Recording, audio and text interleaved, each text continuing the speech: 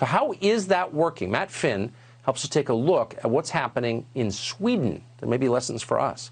Plus, the FDA is to prove the first blood test for coronavirus. Dr. Siegel is here to explain why that matters, how it works, and what it means for you. After a quick look at New York City. Wash their hands, but in general, people, businesses, and schools are being trusted to basically figure tonight.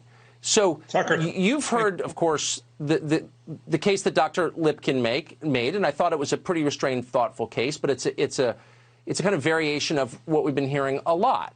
What's your opinion of it?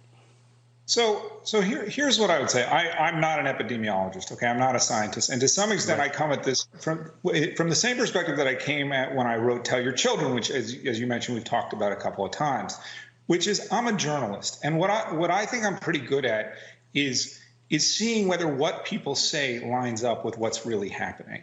And unfortunately, what we are seeing and what we have seen for the last couple of weeks is that the models that have predicted really apocalyptic things in places like New York City and nationally and in the UK don't seem to be matching what's going on in reality. And in some cases, these epidemiologic models are extremely new. They've gone extremely south in a matter of days. And so I think we really have to ask what's going on here and whether or not there are strategies that might be less damaging to the economy that would do just as well, because we've taken huge steps. We've put 10 million people out of work, more actually, because that's the official numbers. In just a couple of weeks, we've caused real societal harm and disruption, and we've done it on the basis of models that don't seem to line up with reality in real time.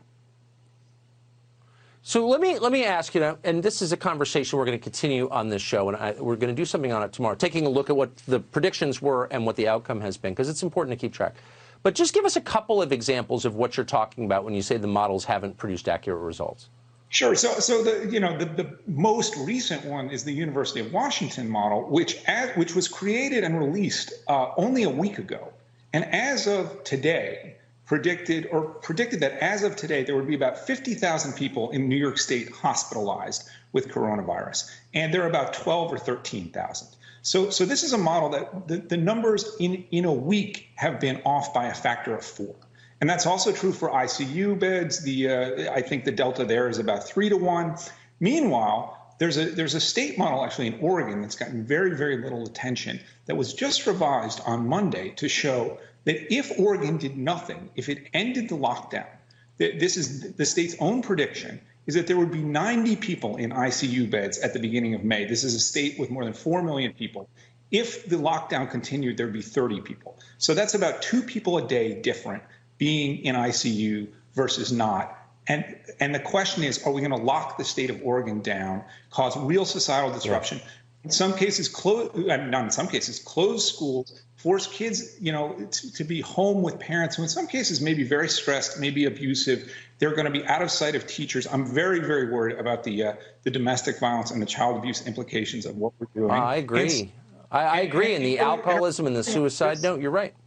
Exactly. And economic harm is real harm. So to me, the question is not, should we do something about this? Of course we need to do something about this. The question is, do these massive lockdowns make sense when we can't even necessarily figure out how they're working?